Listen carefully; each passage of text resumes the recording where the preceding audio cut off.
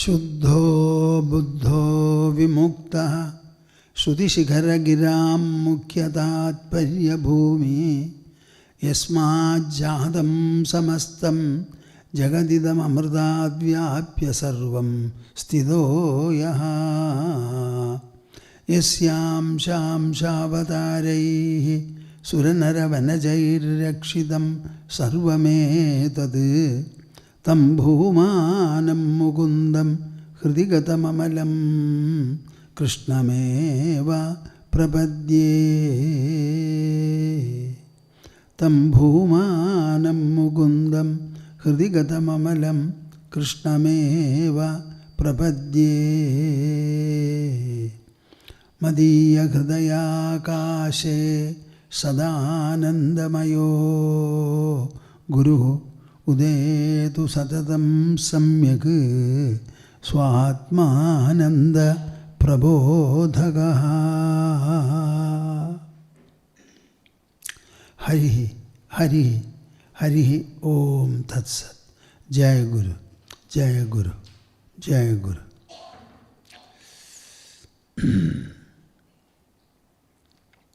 We shall, as usual, recite jointly the auspicious monosyllable Omkara 3 times, making the collective recitation spread upon the whole earth and shower its benedictions on all the creatures. Interlock your fingers and put them on your lap. Sit comfortably erect. Close your eyes. Open the mouth and heart and join me.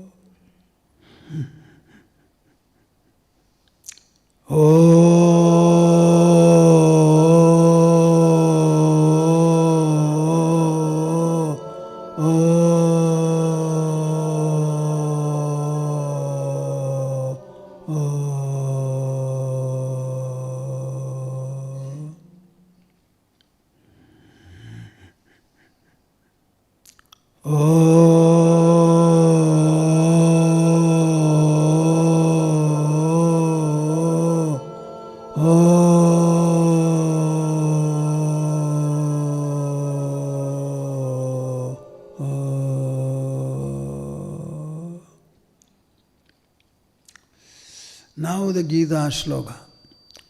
Karpanya dosho bhagata svabhavaha.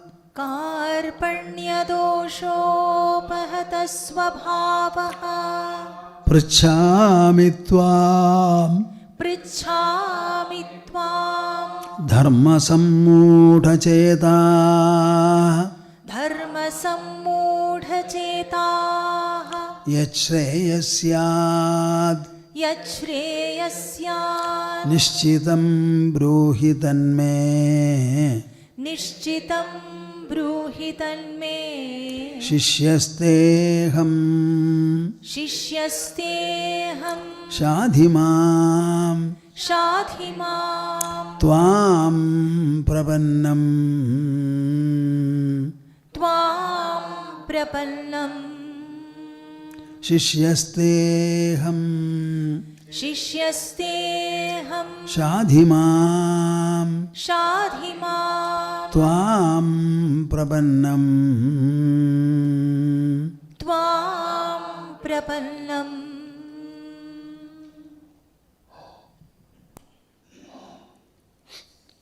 We are in the 6th chapter, as you were told by Miru.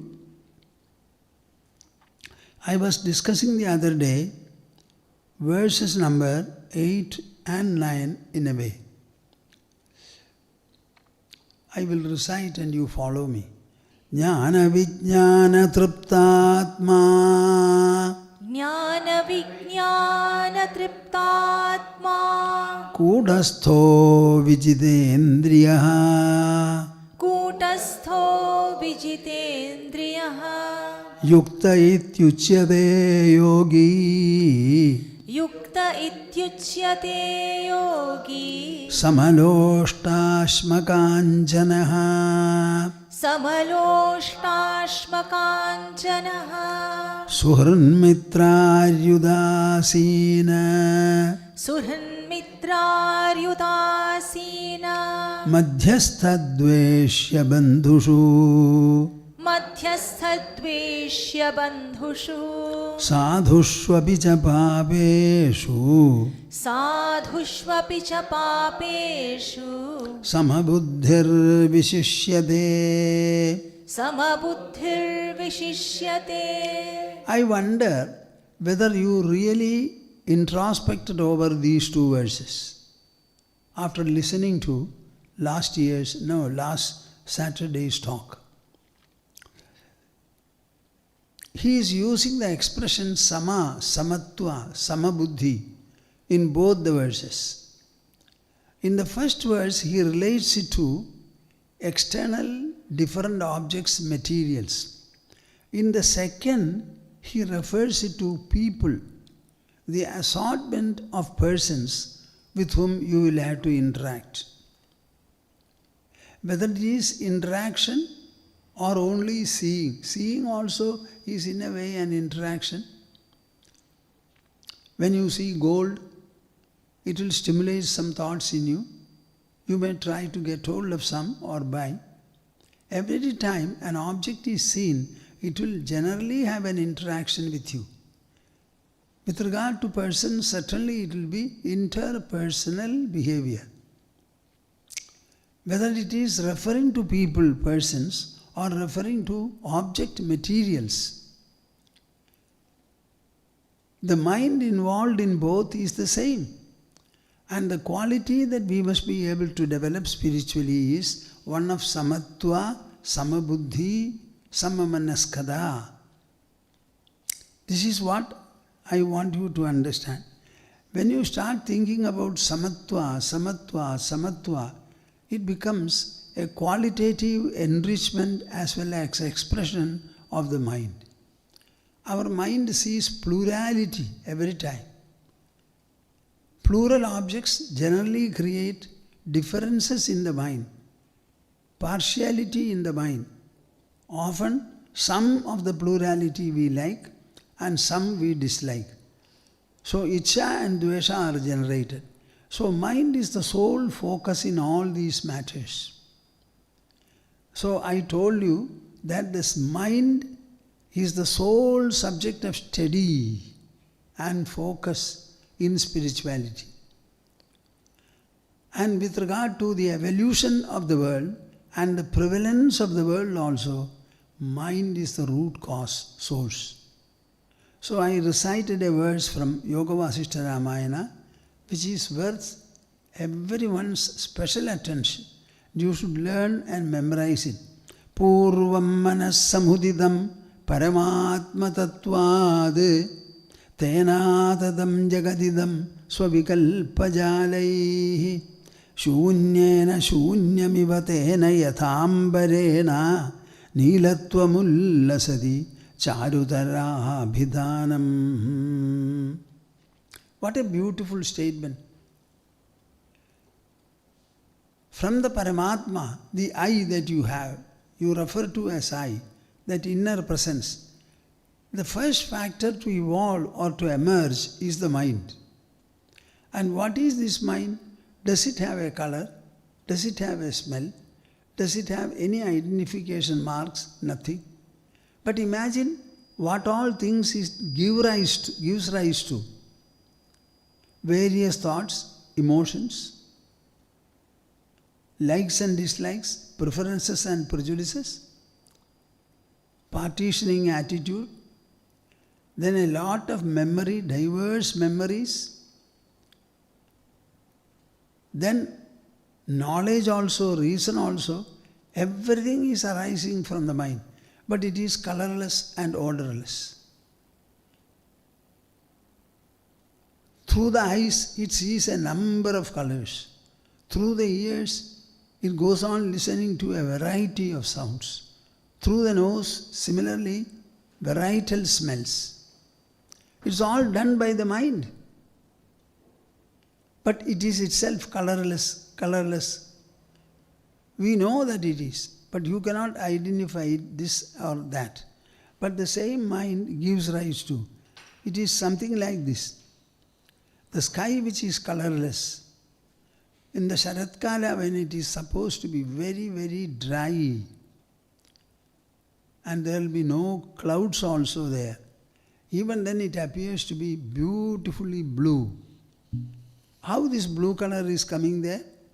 From the colorless space? In the same manner, the mind is growing like this. In Srimad Bhagavatam, in the 12th skandha,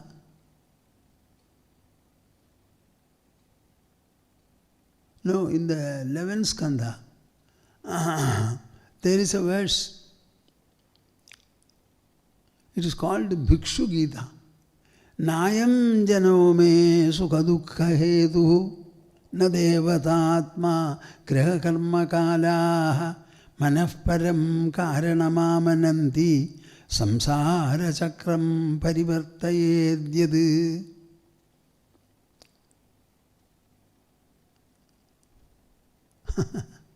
It is called Bhikshu Gita. We have a number of Gitas. Each Gita sung by a particular person on a particular occasion. And everything reveals some fundamental truth about human life. In this, the emphasis is on the mind. There was a Brahmin. He had a lot of wealth. But he was a kanjus, absolute miser, will not spend the money on himself or give even a little for the others, for the needy people. So all of them knew that he was rich, he was considered rich, but nobody had any respect or adoration for him because of his reckless behavior and interaction with people. Over a period of time, the entire wealth was taken away, partly by the king, as it is now in the form of taxation, partly by thieves, partly by his own relatives. Everything was completely taken away, and he became an absolute beggar. So he began to travel as a beggar. So people started seeing him and relating him to his earlier behavior. They developed a lot of dislike, resentment, hatred. They started abusing him, scorned him, calling him by different names. Some people came and passed urine on his head. Others started beating him. Mob attack. When all these people were doing all these things, after all he was a Brahmin and he had some kind of knowledge, some austere ways he had perhaps, suddenly he felt that all these people are ranged against me. It is all because of my own reckless behavior in the past. Why was I so reckless? Could I have parted my wealth a little to the others? So many people were needing it. Some approached me, but I was absolutely indifferent to all of them. So in a way, I deserve this. So instead of blaming and trying to counterattack them, he started singing aloud this poem. Nayam jano me sukha dukkha hetuhu na devatatma griha karma kalaha manah param karanamamananti samsara chakram parivartayedyad. I think every one of you should learn this verse. Sometimes from your own family people, you can have very unbearable treatments. On all those occasions, what you should understand is everything is a play and witchcraft of the mind. The mind is yours and it has got immense power.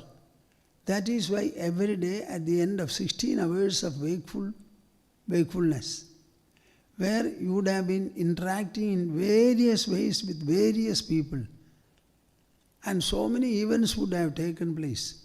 Maybe somebody dear and near to you would have died. Maybe a child was born. Maybe some profit was made in a transaction or a loss was incurred. Some friends were reporting good things, others were reporting bad. A variety of all these things would have taken place. But at the end of the day, what is happening? Our mind suddenly wipes off all these impacts and puts you to sleep.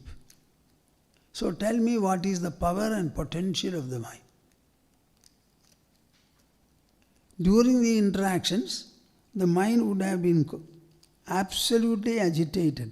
It would have been restless. It would have been irritated on various accounts. But forgetting all that, everything was wiped off. So the power of the mind is unimaginably great. All these interactional impacts, in less than half a second it wipes off and puts you to sleep. And safely you are wrapped up in sleep for 8 hours. Then only you get up. Just see. And this is taking place every day. So does not the mind have its capacity, intrinsic capacity, to take in any kind of a reaction from anywhere, from persons, places or events? So there is no surprise in what this mendicant was singing. Nayam janome sukadukka heduhu. These people are not really the cause of my happiness or misery. When will you be able to understand this, accept this and work upon it? I am wondering. Na devata atma graha karma kalaha. We have a tendency, particularly astrology, always relates matters to factors above. Purva janma, earlier janma. And so many different planets like Saturn, Venus and what not. And all of them are looking at you. Do they have eyes to look at? About the events which are taking place in the world, do you think that these planets can be conscious of them? But still astrology says it is the aspecting of Mars, Venus, Jupiter. And that is why you are suffering or you are enjoying. And we also refer to a number of gods and goddesses above. It is the curse of X or blessing of X. My own self, I am myself responsible for it. Graha karma kalaha. It is past karma or it is adverse time. All these are identified as the causes for our suffering. But is it so? Are you not referring to insentient agencies? Are they conscious about us? And why should they curse us? Why should they bless us? Do they have the power to do so? Even the animals do not have. If at all there is something, it is only in the human. A big elephant cannot bless or curse. A rhinoceros cannot do it. A feeling like blessing or cursing arises only in the human mind. Then why are we saying all these things? Manafparam karanamamanandi. Mind alone is the sole cause of all that is taking place in our life as experiences, plights, fates. Samsara chakram parivartayedyad. This mind is actually revolving the wheel of samsara, worldliness. Apparently the mind is within the individual body. The body is limited, but the mind is not limited at all. It is something like the space, a plane of existence. As it is in you, it is in all the people. The air that you breathe, that air and the surrounding air and the air that the others breathe, are they not the same? Much more true is the case of the mental plane. Samsara chakram parivartayed. It is actually causing the revolution of the entire world. So what should you do? You must be able to deal with the mind and adorn it, enrich and empower it with the principle of Samatva, with the practice of Samatva. In the second chapter, while introducing the subject of Karma Yoga, Krishna used a very important statement. Listen to it. Vyavasayatmikya buddhi ekeha kurunandana bahushakha hyanantascha buddhayo avyavasayina. In the whole of the Karma Yoga, what is that Karma Yoga? Applying the yoga enrichment in all that you perform and do. That yogic enrichment. What is that yogic enrichment? Samabuddhi, Samatva buddhi. Samatvam yoga uchyate.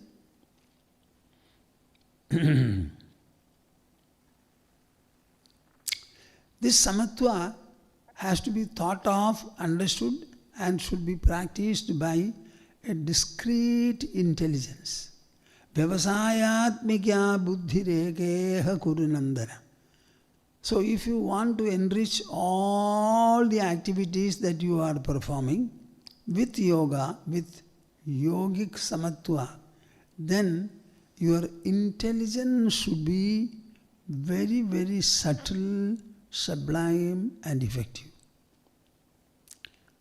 The word Vyavasayatmika means resolute. The resolute intelligence alone will be able to bring about this practice. Vyavasayatmikya buddhirekeha kurunandana. I shall explain it, try to grasp it. The entire world is full of objects. And we are interacting with the objects and objects alone throughout our wakeful hours. Whatever be the objects and whatever be the particular sense which interacts, the fact remains that these interactions will produce only a twofold reaction, sukha and dukkha. In other words, I can say, the entire life and our world, interactional life and the world, both of them have only dvandvas to present, pairs of opposites. And all the pairs of opposites together generate in our mind only two emotions or emotional responses. What are they? Happiness and unhappiness. So the entire world as well as our life can put us to only sukha and dukkha. Now what do you have to do with them? Be equal, be equipoised. That's all what we have to do. Sukha dukkhas will be constantly coming and going, and nothing else will come and nothing else will go. The entire world has sukha or dukkha to offer. Our life also consists of sukha or dukkha. That's all. Each is followed by the other. Each is in between two of the others.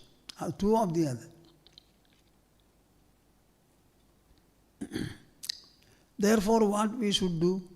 We should learn to be even towards these two, sukha dukkhas, siddhi and asiddhi, fruition and non-fruition of activities.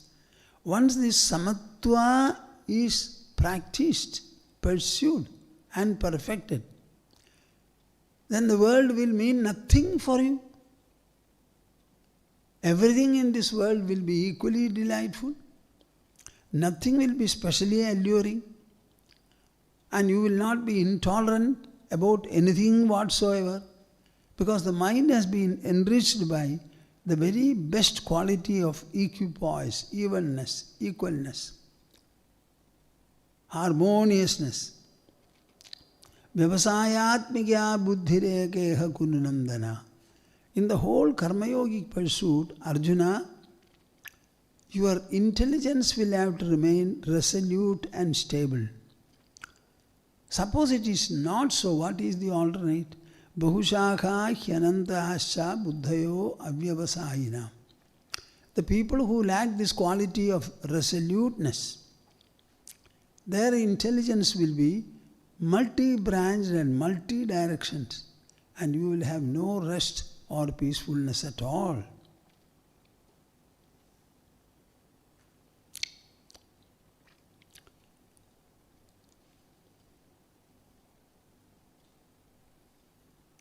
In Srimad Bhagavatam, there is a portion called Hamsa Gita. Hamsa means swan. Swan is looking at the assembly of people and they asked him who you are, etc. So he is saying, Iksheda vibramamidam manaso vilasam drishtam vinashtam adilolam alata chakram. Iksheda vibramamidam manaso vilasam. Why am I bringing all these slokas? Only to make you understand that the entire world is no other than a bewitching display of your mind.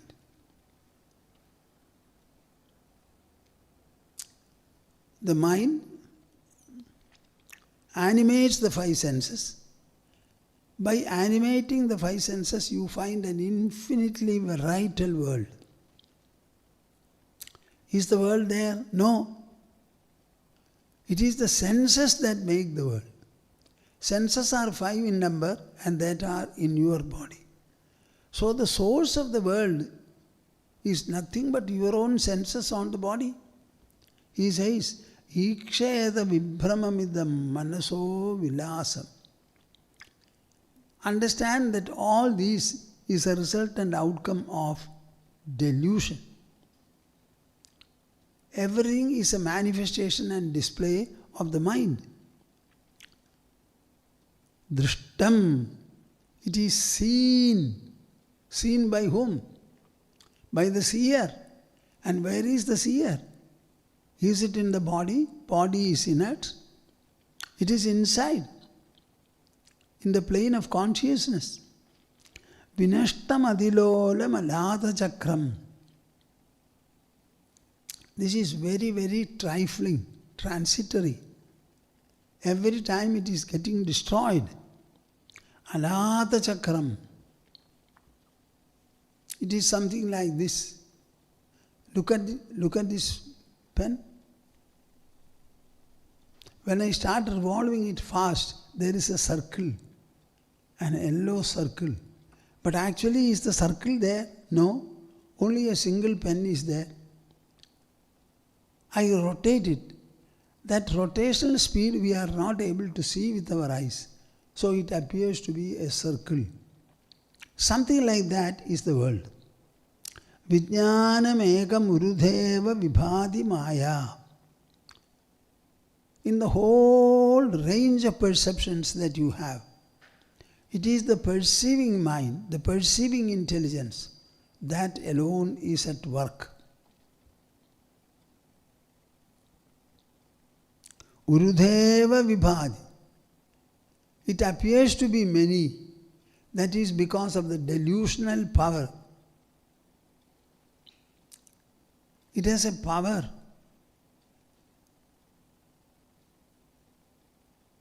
The power of consciousness. That power puts you to this kind of a delusion. Delusional clinging, I always say. So it is illusory, illusional. Swapnastrita guna visarga krito vikalpaha. Can the mind produce something like this? If you ask, yes. While you are sleeping, sleeping is an individual affair. So you sleep and sometimes you dream within sleep. When it comes to dream, a parallel world is generated, a new body for you. And through that body, with that body, you start moving here, there, foreign countries and many places. All this variety, who has made? The sleeping person. The inside of the sleeping person, the consciousness within him. So does it have this power? Yes. The dream world is exactly like the wakeful world. You have a new body. If a God is necessary to create the world, then the mind creates a God, and through God he creates the dream. So what is lacking there? Nothing. Swapnastrudha guna visarga krito vikalpaha. This is all a distraction produced by guna visarga krito, by sattva, rajas and tamas, the qualities of prakriti, nature. Here the point that I want you to understand is iksheda vibhramamidam manaso vilasam. This is nothing but the potential and display of the human mind. Krishna himself tells Uddhava in the 12th chapter, 12th skanda of Srimad Bhagavatam, Pumso ayuktasya nanartho brahmassa gunadosha bhag karma karma vikarmedi gunadosha dhiyo bhida. He says, Pumso ayuktasya nanartha. A human, when he is not properly integrated and illumined about what are the senses, how are they animated by the mind, what is the intelligence, how does it influence the mind, all this understanding he doesn't have. Just like an animal he lives. Such an ayukta person, nanartha, he perceives plurality and is hoodwinked by the plurality. Nanartha, brahmassa gunadosha bhaga. He becomes agitated and he starts dividing things into good and bad, favorable and unfavorable, noble and ignoble. And he starts thinking about good and bad, sin and virtue. Karma karma vikarmedi. Then he starts saying what is good karma, what is disallowed karma, and what is actionlessness. All these considerations arise from the mind and buddhi.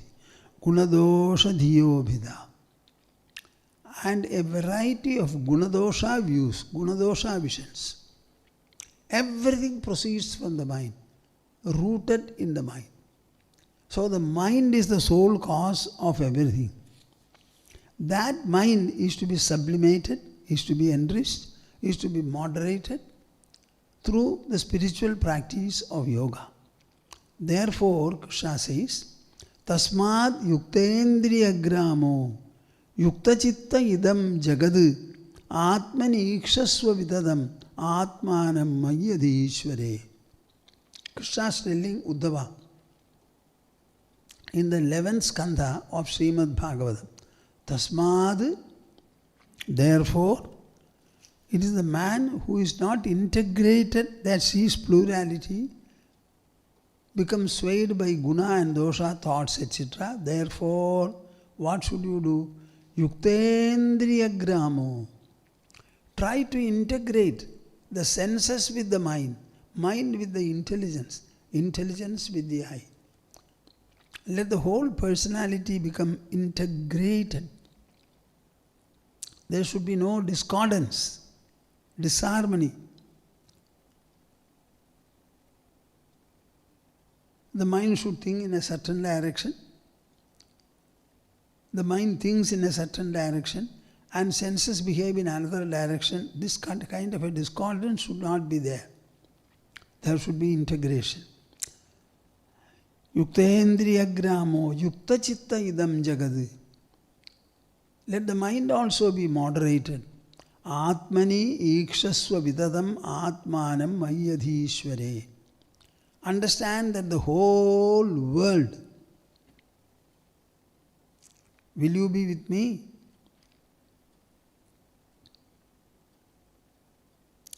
I am seeing the world. What?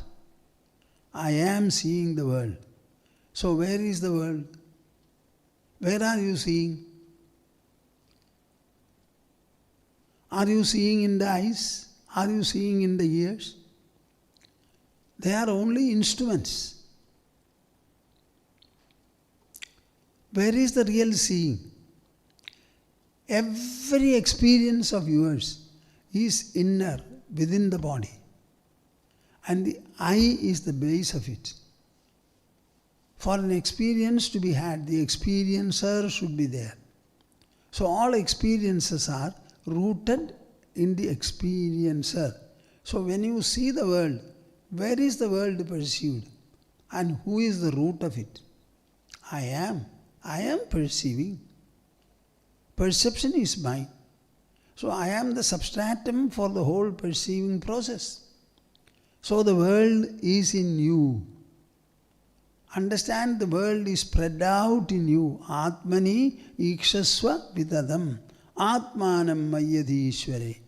This I, understand that you integrate it with the supreme reality called Brahman.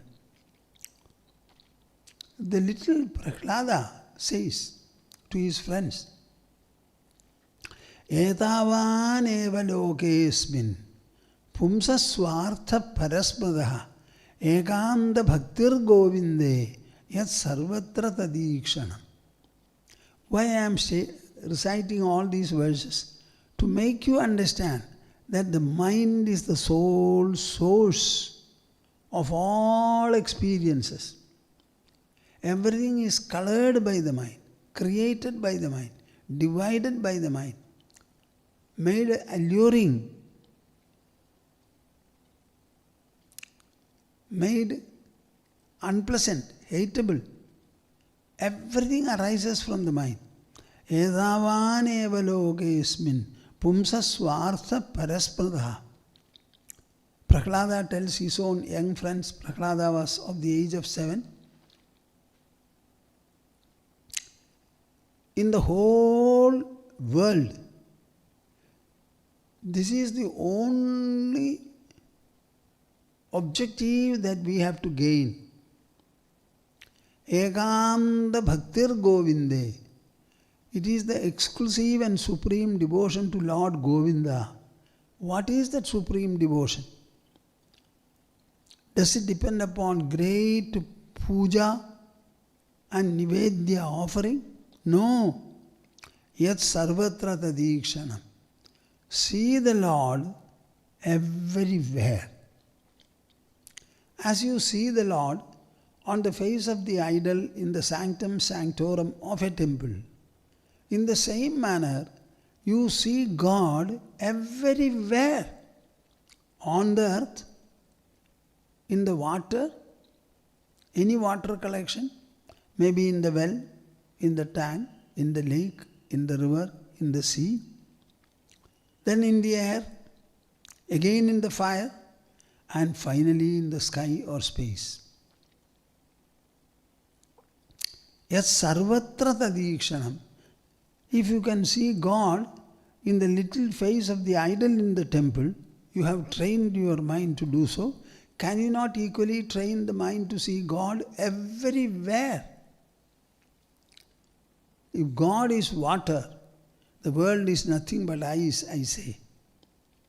Both are as true.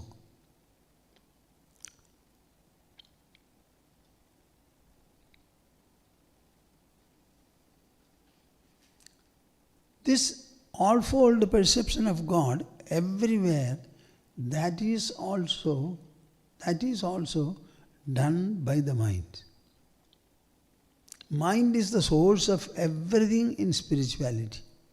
The focus is the mind.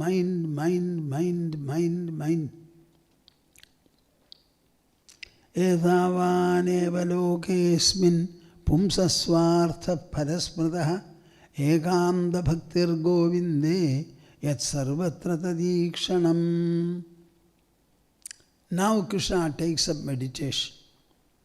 The 6th chapter of Bhagavad Gita is called Atma Samyama Yoga, Dhyana Yoga. This is where Krishna specifically says, this is how you have to handle your personality, enrich and empower it spiritually. It's not by mere listening, by reading, by exposure. No. It is by practice. Engaging your own body, your own senses, your own mind, your own intelligence and beyond.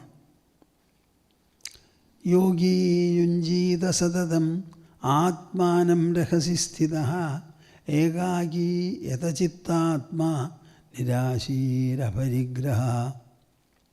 Yogi yunjita satatam atmanam rahasisthitaha ekagi yatachittatma nirashira parigraha.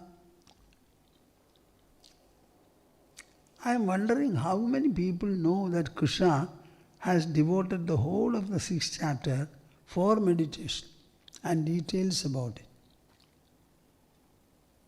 Follow me. Yogi yunjita satatam. Yogi yunjita satatam. Atmanam rahasisthitaha. Atmanam rahasisthitaha. Ekagi yatachittatma. Ekaki yatachittatma. Nirashira parigraha. Nirashira parigraha. We speak of meditation. What is this meditational exercise? How it should be done? Where one should attempt it? What should be the focus? What is the process? In full detail. Krishna covers the subject. There are 2 stages in this discussion. This is the first stage, where he goes into a number of details.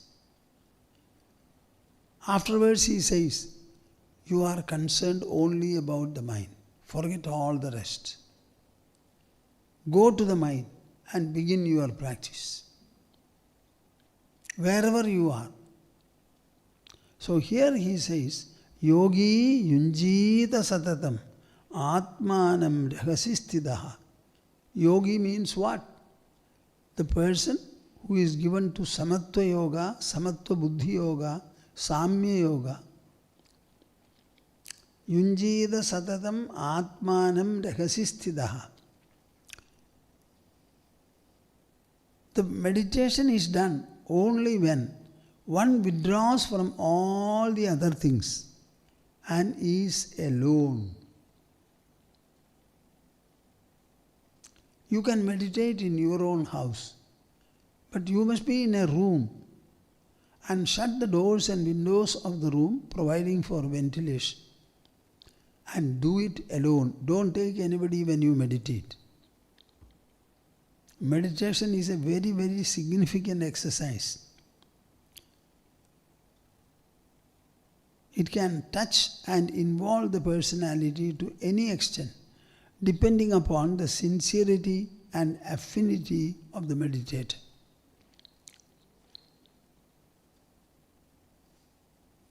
So he says, rahasisthitaha. Don't take anybody. Simply go yourself. Have an asana for it. And use the asana always. Let it not be used by anybody else. And go to a place alone, alone, alone. Ekagi yatachitta atma. Ekagi yatachitta atma. Ekagi, alone. Yatachitta atma. The very decision to meditate is a kind of a control exercised over the mind. See, when you decide, I want to meditate, the decision is made by the mind. And when the mind takes a decision that I will meditate, it means a great deal. The mind is generally involved in external sensory activities. That mind says, I will withdraw from my sensory activities, sit alone in a room and meditate. Don't you think that thought, that aptitude, that decision, that fervor itself marks something very great in your life?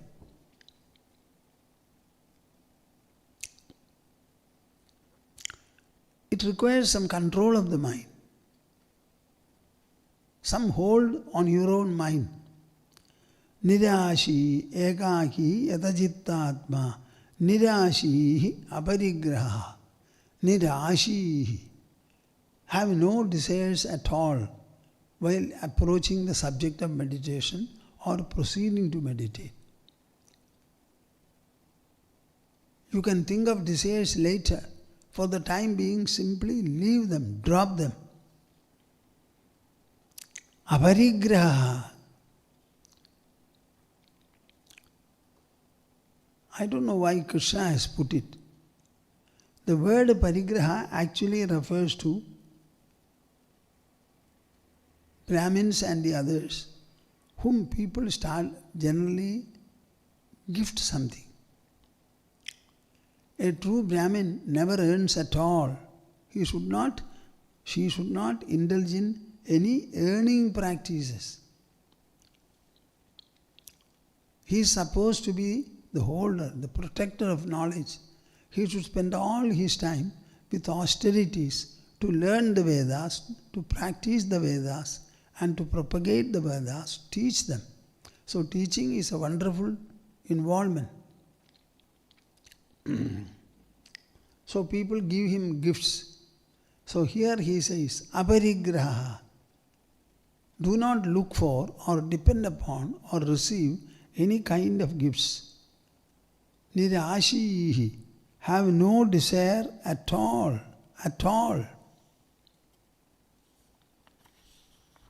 Shuchau deshe pradisthapya sthiram asanam atmanaha natyuchritam nadinijam chailajina kushottaram. When you go to a place alone, wanting to meditate, it may be one room in your own house, I say. Generally, here the intention is you should get away from the worldly involvement, go to a secluded spot and find out and select a place. There you sit alone. Shujau deshe pradisthapya sthiram asanam atmanaha natyuchritam nadinijam chailajina kushottaram. Bah.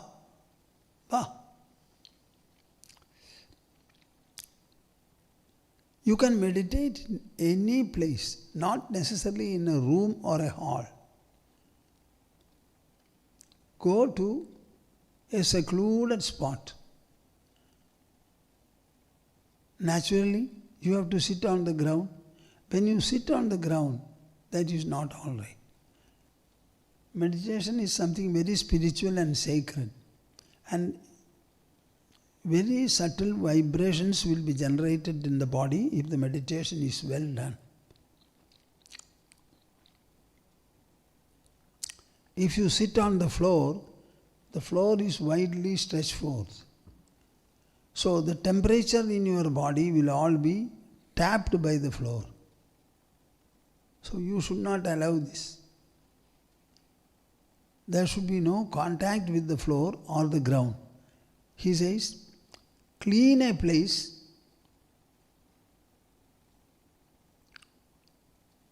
What will you do? You will keep your asana there. Asana means a kind of a mat on which you propose to sit.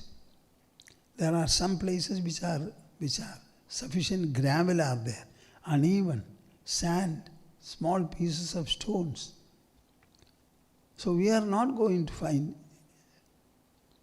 any resistance to all that. So make your seat comfortable. So he says,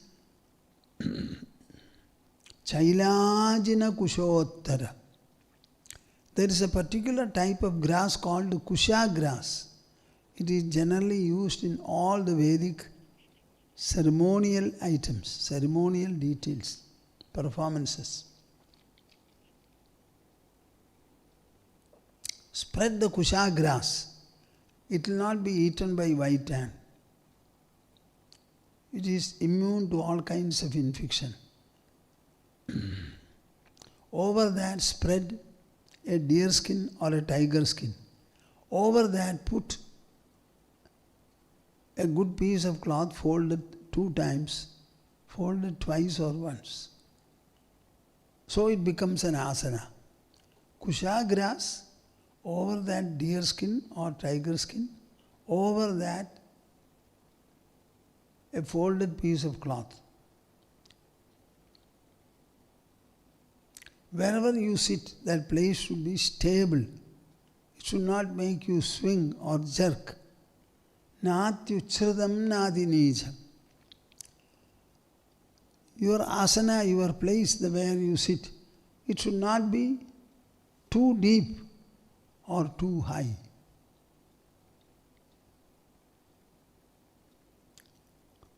Suppose the cot is a little high, then getting upon it and meditating will not be good. Suppose it's very low, lower than the surface, there is a pit where you go. That's also not right. So it should be moderate, moderate, moderate in every detail. Tatraikagram manah krutva yata chittendriya kriyaha upavishya asane yunjyat yogam atma vishuddhaye. Tatra manaha ekagram krutva.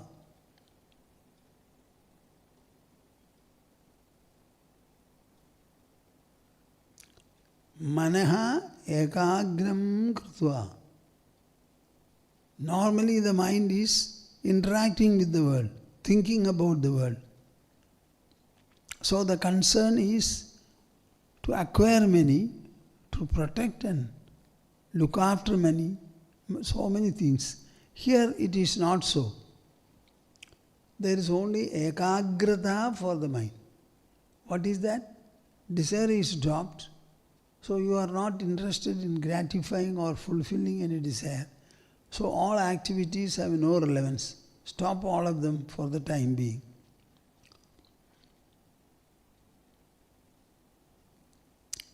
By practicing ekagrata, exclusive application of the mind, yata chittendriya kriyaha, restrain the mental and intellectual activities. Are you following? All that you are supposed to do is restrain your activities. Upavishya asane. In that asana, prepared the way it is mentioned.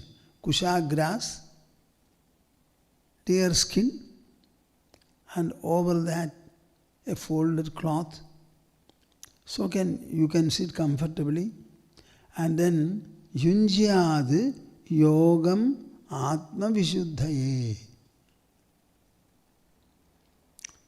Try to get hold of your mind, get hold of its working.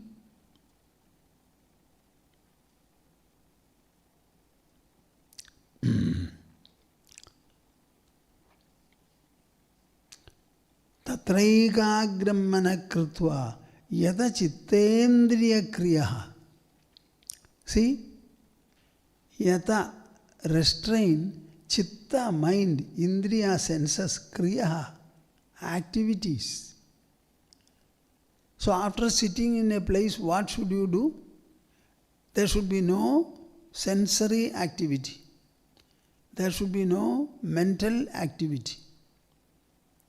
If the senses and mind do not become active, what is there left in you? Asane upavishya. Seated in the asana, you start practicing yoga. What for? Atma Vishuddhaye. Atma Vishuddhaye. Only to purify your being. Purify your being. Imagine, you are doing something very important called meditation. It is also an activity, what you do in the waking state. And that activity, what for?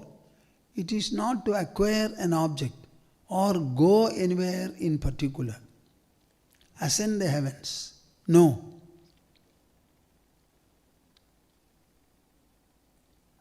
It is to pursue and practice yoga.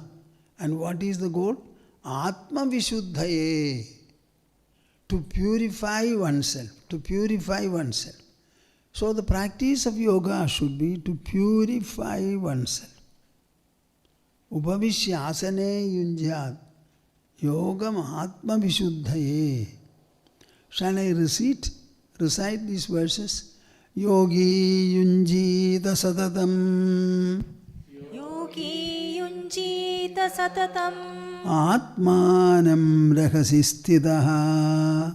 Atmanam rahasi sthitaha. Ekaki yata chittatma. Ekaki yata chittatma.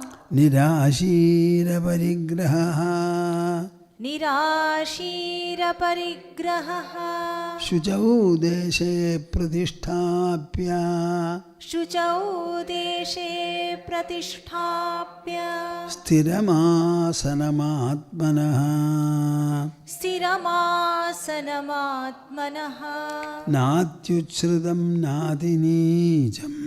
Natyuchritam natinijam. Chailajina kushottaram. Chailajina kushottaram. Tatraikagram manakritva.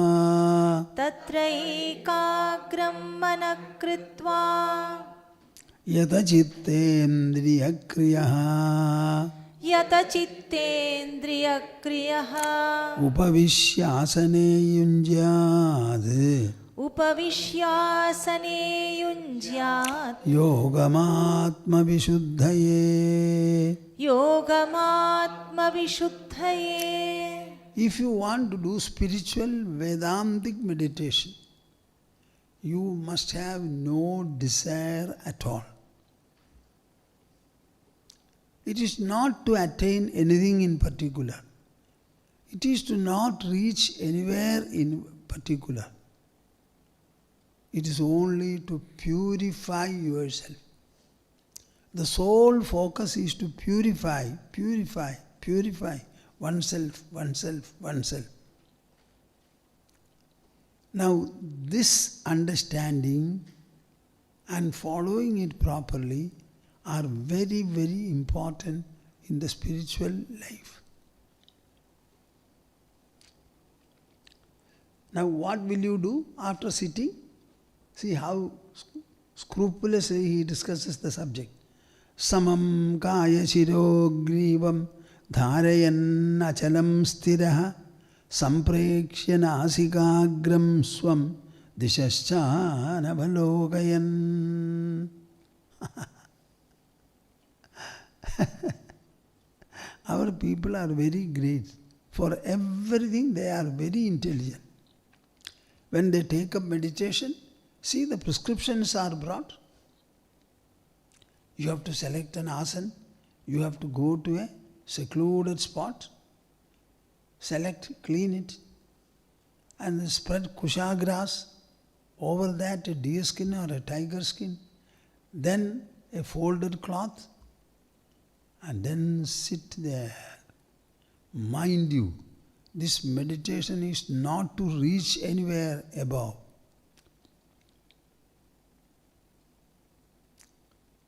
It is to purify yourself. Purify what? Primarily the mind, intelligence, and also the body and senses. Samam kaya shiro grivam dharayan achalam sthiraha samprekshya nasikagram swam dishasya anavalokayan. Samam kaya shiro grivam.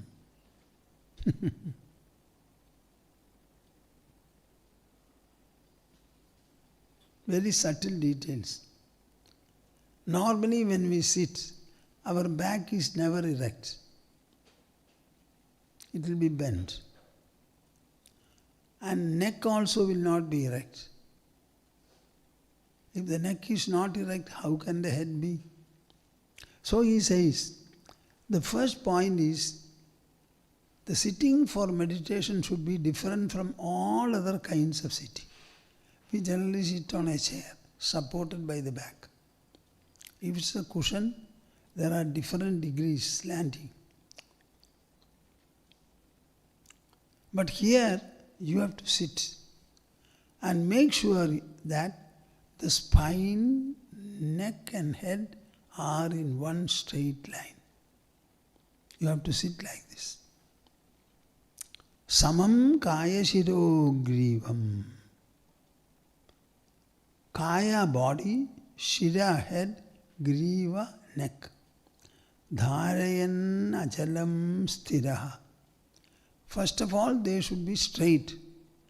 Even being straight, you can move, but no movement. Dharayan achalam sthiraha. Make them straight.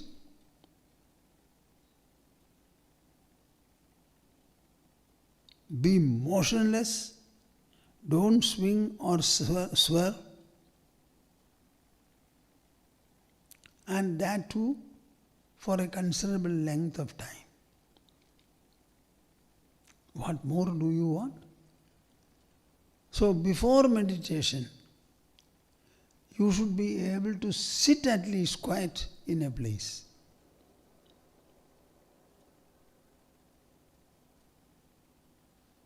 Start sitting like this. That itself is a relaxation. It is also a concentration. Then he says, Samprekshya nasikagram swam dishasya anavalokayan. It's very difficult for people to sit closing the eyes. The eyeballs will start rolling. So he says, okay, I give you the freedom to see. But see where? Nasikagram. It is either like this, here, or it is here.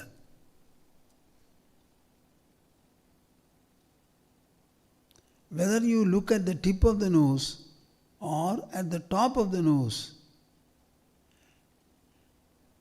the vision is focused at such a point that you cannot see any object.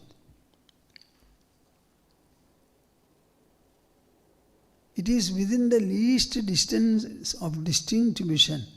Least distance of distinct vision. When you focus in the tip of the nose, nothing can be seen. Let the eyes be open. Try.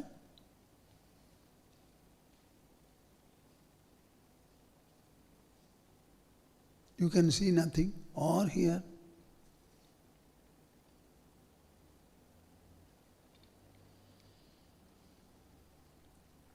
Dishascha anavalokayan. Never see any direction. Either in front or at back, right, left, nowhere.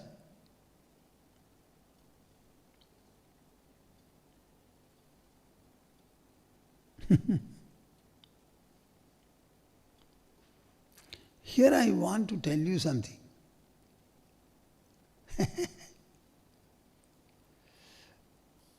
Patanjali's Yoga Sutras are very famous, and we have got a particular philosophy called Raja Yoga philosophy, based on Patanjali's Yoga Shastra.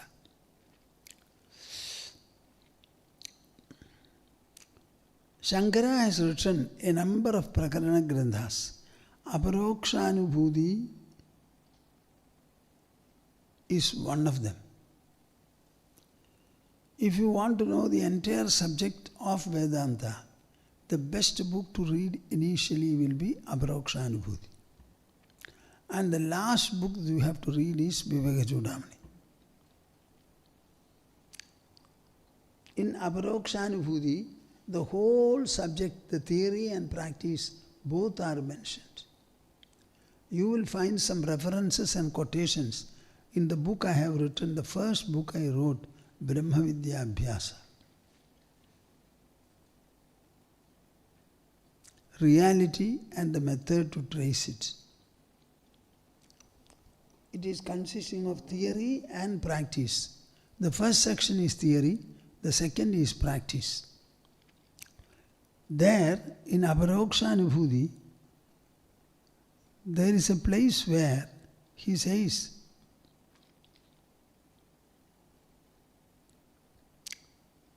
Tripanjāṅgānyatho vakshye purvoktasya hi labdhaye. Whatever I have explained as the goal of human life, the source of knowledge and the source of existence, in theory it is all explained. Now whatever is explained, you must be able to realize it, experience it. Now in order to experience it, he says, Tripanjāṅgānyatho vakshye. I explained to you the yoga which consists of 15 limbs.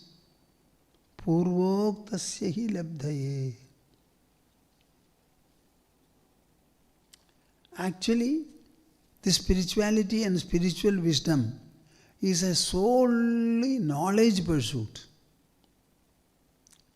Are you following me? Every day I am speaking to you. I am emitting only words of wisdom, and every word denotes an idea, gives you an idea. Though the sound is heard by the ears don't understand it. It is the brain that understands. Every word consists of an idea. Up to the eardrum it is sound.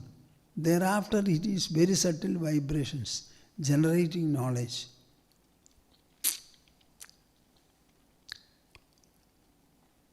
So this pursuit is completely knowledge pursuit. Knowledge pursuit. That means it is a pursuit of the intelligence. Intelligence is the only tool of knowledge we have. So when something is explained, the intelligence alone grasps it, not the eye, not even the mind. So this Brahman or Atma which I have explained, the realization of this Brahman, for that I am prescribing a 15-limb yoga. He says, Kinchit pakvakashayana hatayogena samyuda.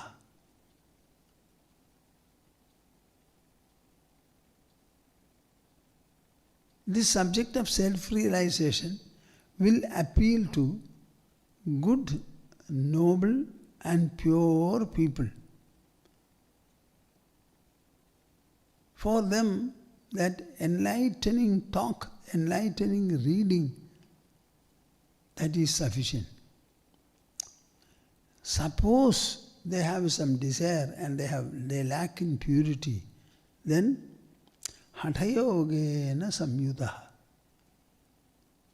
You have to mix it up with a little of Hatha Yoga. What is Hatha Yoga? Physical asanas, mudras, etc. Because it is physical, I can show it to you, demonstrate to you, and you can copy it. Because it is a visible practice. So I am prescribing. If I start taking it, it will take time. So I will read one or two verses and tell you take the subject later.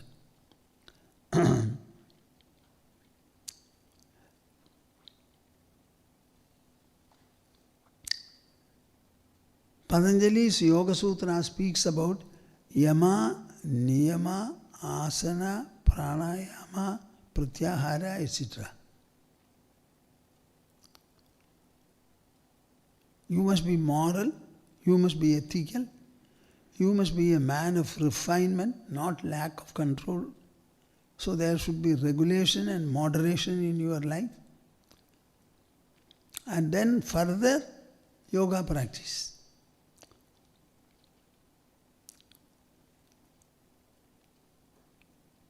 But actually, this is a knowledge pursuit. And all that is required is applying your intelligence, try to listen to whatever is said or read whatever you can.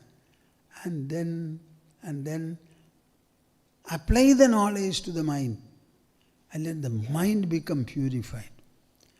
The purification of the mind will depend upon how well it is close to the intelligence, how their bond is.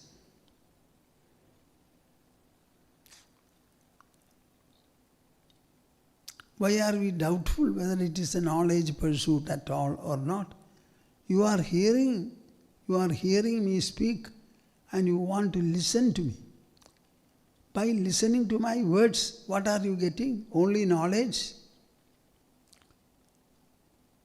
So it is a question of applying the intelligence more and more with greater and greater focus and understand the knowledge, the spirit, the purpose of what is discussed.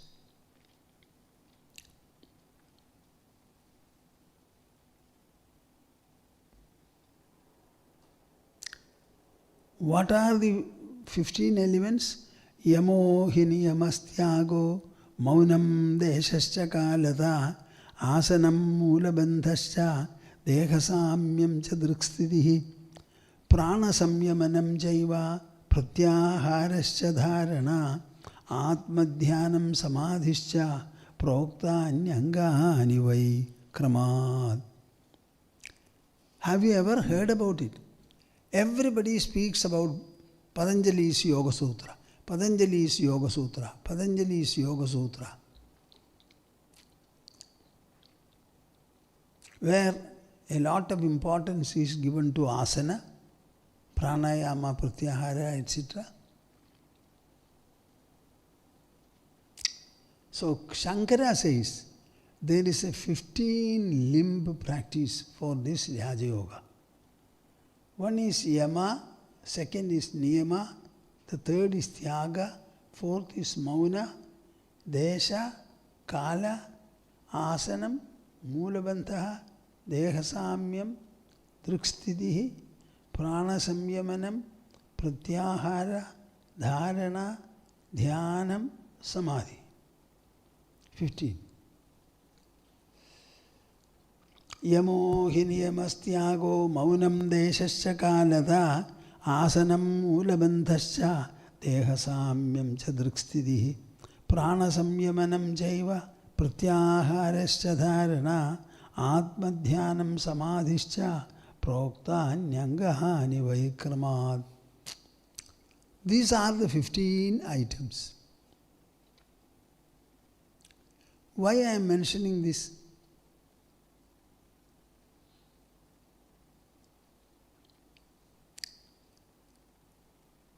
I am mentioning this as a contrast for you to compare. In the knowledge pursuit also you have yama, niyama, tyaga, mauna, desha, kala, asanam, mulabandha, dehasamyam, drikstitihi, prana samyamanam, pratyahara, dharana, dhyanam, samadhi. And Shankara gives his own description for every item. And when I give that description, you will find, you will start laughing and becoming very self-critical about how wrongly you have understood matters. Let me stop.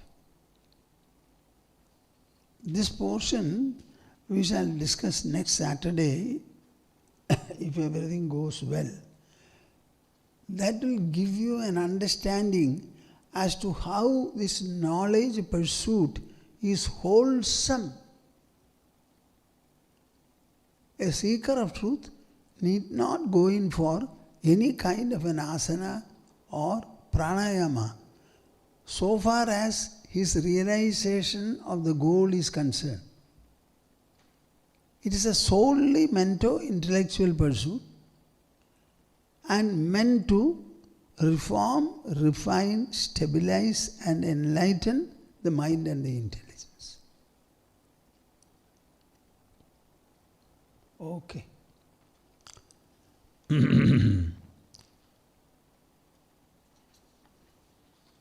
Samvedyavarjidamanuttamamekamādyam Samvitpadam vikalanam kalayan mahatman Yogavasishtha kalanarahita kriyam tu kurvan agartrapadametya samodidashri kurvan agartrapadametya samodidashri.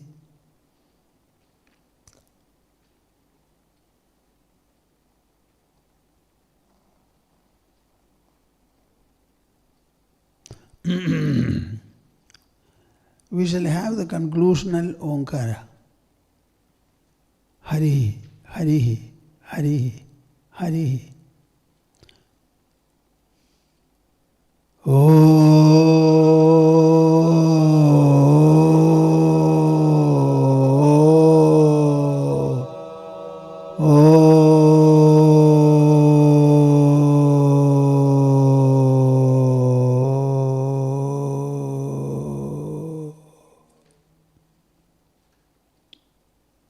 Hari Om Tats Jai Guru, Jai Guru, Jai Guru.